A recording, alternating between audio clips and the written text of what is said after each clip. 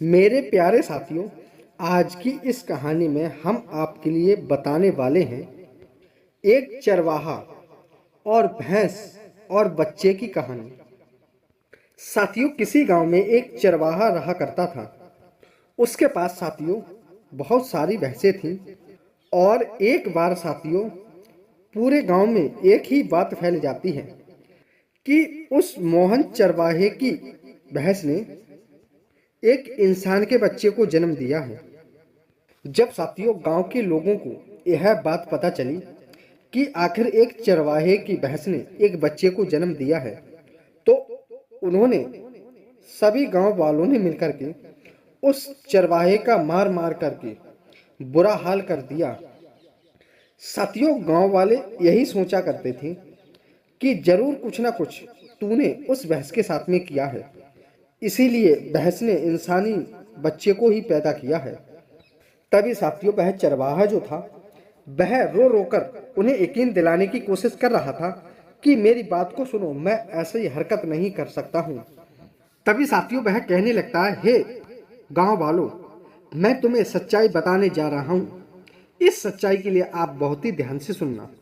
तभी साथियों वह गांव वालों से कहने लगता है, हे भाइयों, एक समय की बात है, जब मैं अपनी भैंसों को चरा रहा था, तभी एक भैंस उनमें से एकांत में जाकर के बैठ जाती है।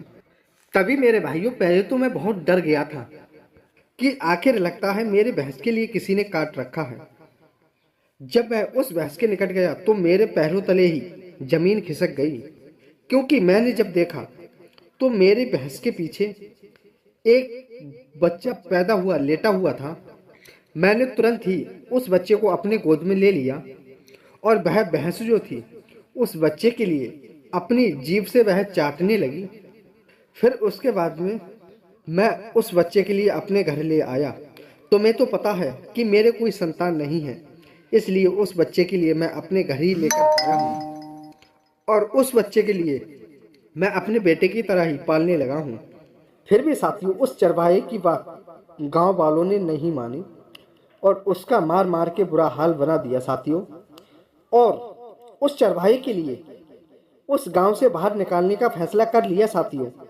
तभी साथियों उनमें से जो गांव का सरपंच था वह सभी गांव वालों को रोक लेता है और कहने लगता है, रुको भाइयों रुको, हो सकता है यह चरवाया सत्य बोल रहा हो, इसे कोई बात का पता ही ना हो।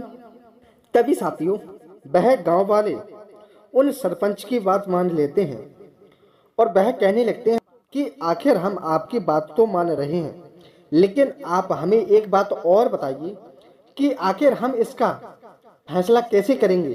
तभी साथियों वह सरपंच कहने लगते हैं कि हे भाइयों, इसमें सोचने की क्या बात है, किसी वैद्य के यहाँ पर चलते हैं, जो कोई बाबा महात्मा जी हों, वह इसका पूरा रहस्य बता देंगे।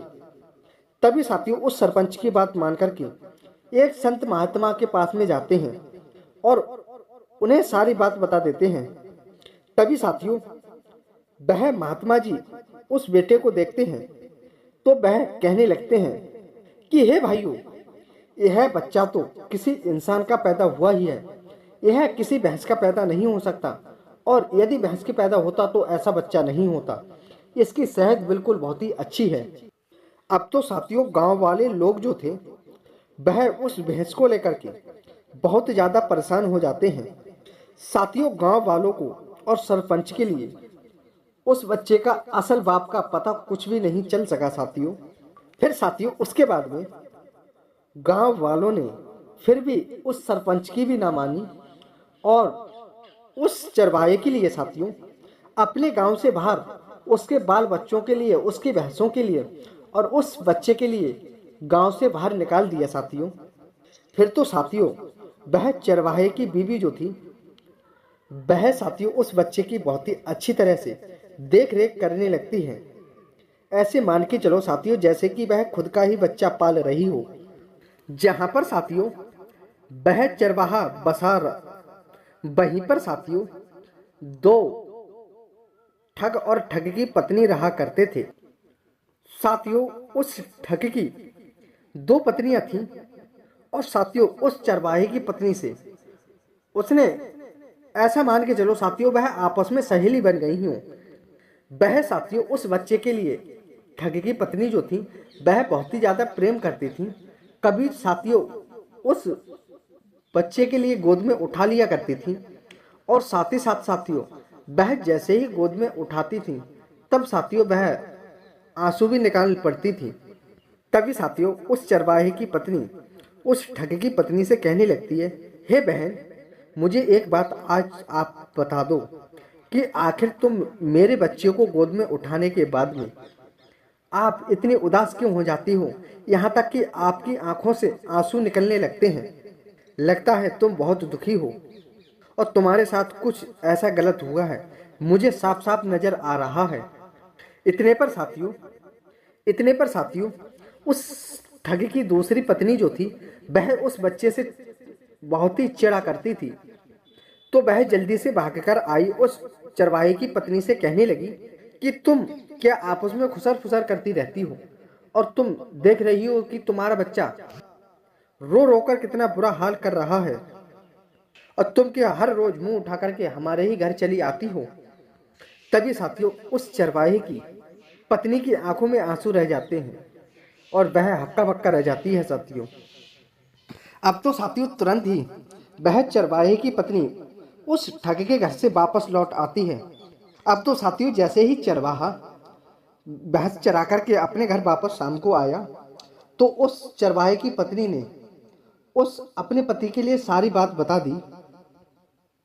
फिर तो साथियों उसने सारा माजरा अपने पति को सुना दिया और कहने लगी कि सामने वाले घर में जो ठग रहते हैं उसकी दो पत्नियां हैं। एक पत्नी तो हमारे बच्चे को बहुत ही अच्छी तरह से मानती है और दूसरी पत्नी जो है वह हमारे बच्चे से हमेशा चिड़चिड़ापन सा महसूस करती है और जो घर के बच्चे से सबसे ज़्यादा प्रेम करती है वही आंखों में आंसू भर लेती है।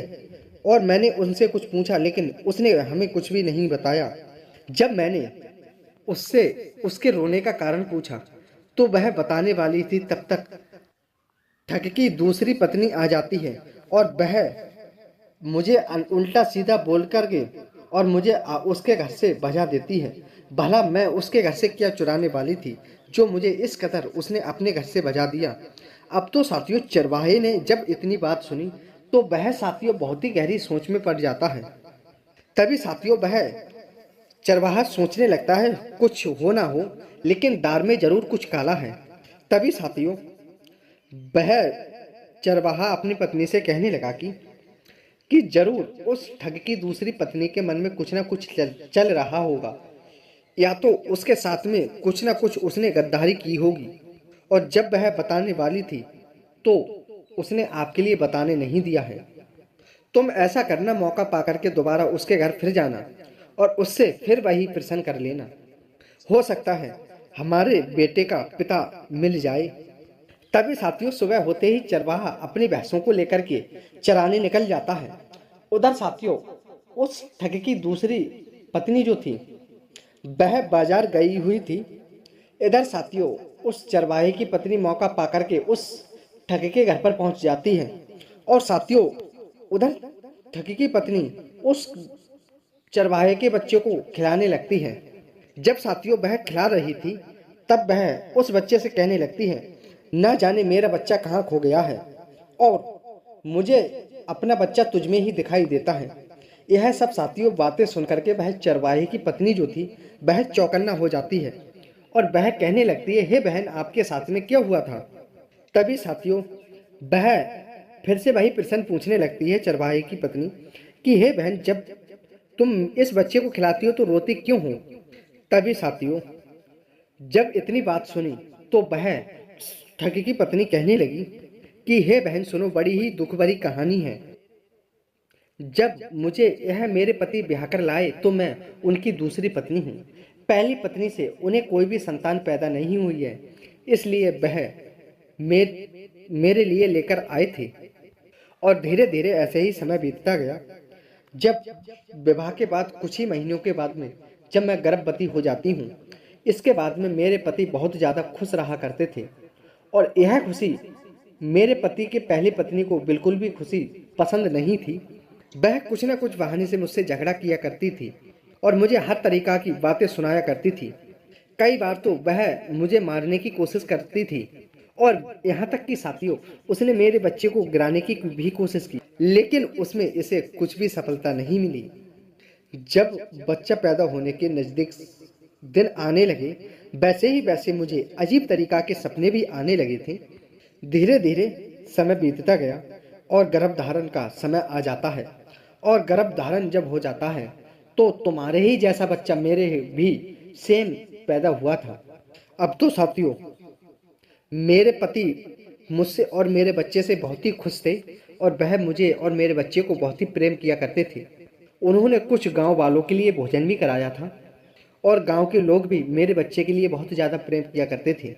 लेकिन हे बहन, मेरे पति की दूसरी पत्नी मेरी सौतन जो थी, उसे यह बात बिल्कुल भी पसंद नहीं थी।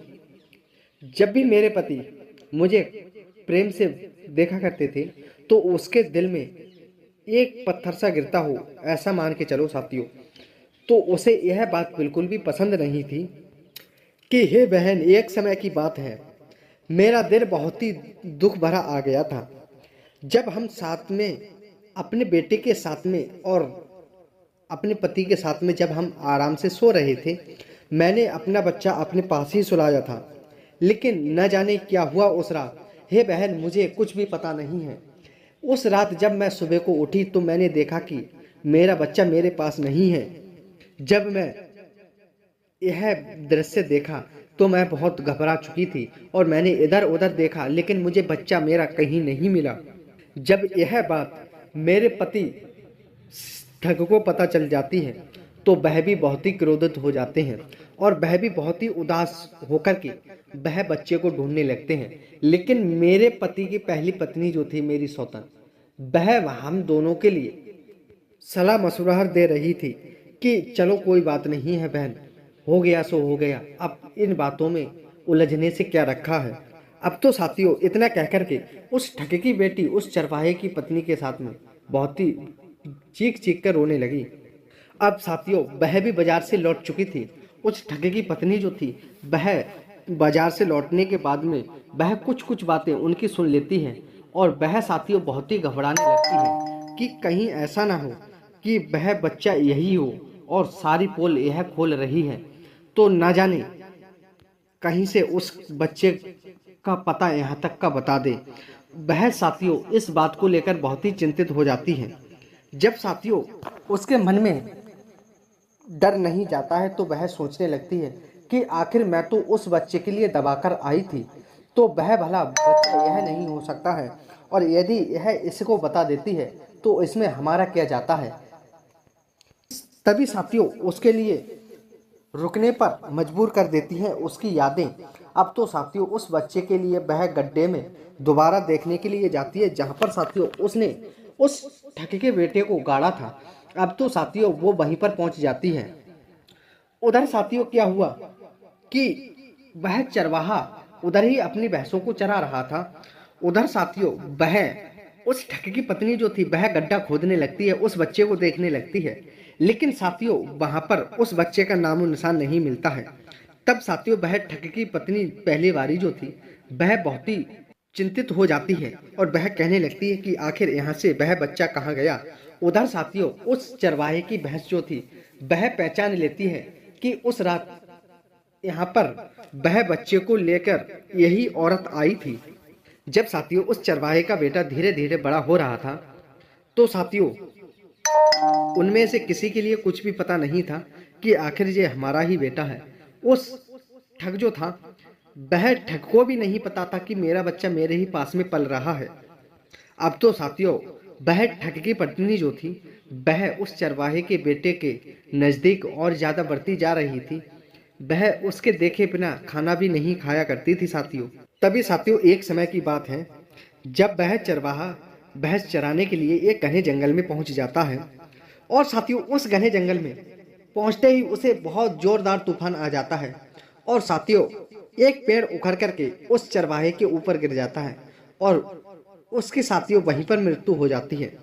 अब तो साथियों उस चरवाहे की पत्नी का जीना मुश्किल हो चुका था। अब तो उसके ऊपर एक पहाड़ सा टूट गया हो ऐसा लग रहा था साथियों उसे। अब तो वह अपने पति के लिए बहुत ही फूट फूट कर रोने लगती है। और साथ ही साथ साथियों, अब वह अपने बेटे के लिए अपने घर से बाहर नहीं निकलने देती है। अब तो साथियों, वह अपने ही घर में अंदर रहा करती थी। उस बच्चे के लिए कुछ ना कुछ तो खिला देती थी, पर साथियों वह अपने खुद आपके लिए ही भूखा सुला देती थी। क्योंकि साथियों कहते हैं कि माँ एक बार के लिए बच्चों को भूखा नहीं सोने देगी, खुद चाहे भूखा सो लेगी। वही हिसाब हुआ साथियों, वह खुद भूखी रहा करती थी और अपने बच्चे को पेट भर भोजन खिलाया करती थी।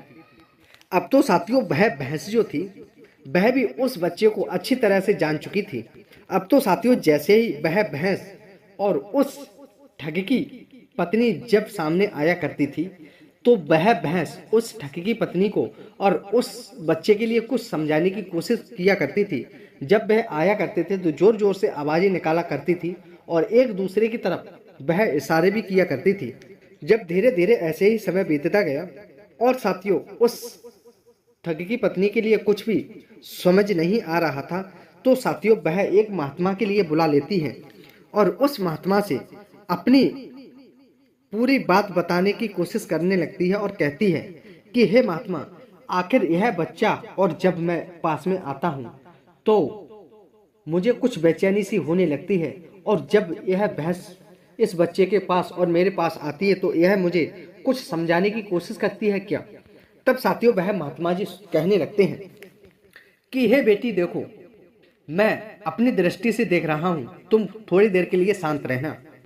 तब साथियों वह महात्मा जी देखते हैं और कहने लगते हैं कि हे बेटी, यह भैंस जो है यह आपके लिए कुछ भी समझाने की कोशिश नहीं कर रही है, बस यह सिर्फ यह बता रही है कि यह बेटा जो पल रहा है, यह बेटा इस चरवाहे का नहीं बल्कि तुम्हारा है, कि तुम्हारी जो सौतन है इस बच्चे को मेरे पास छोड़ आई थी।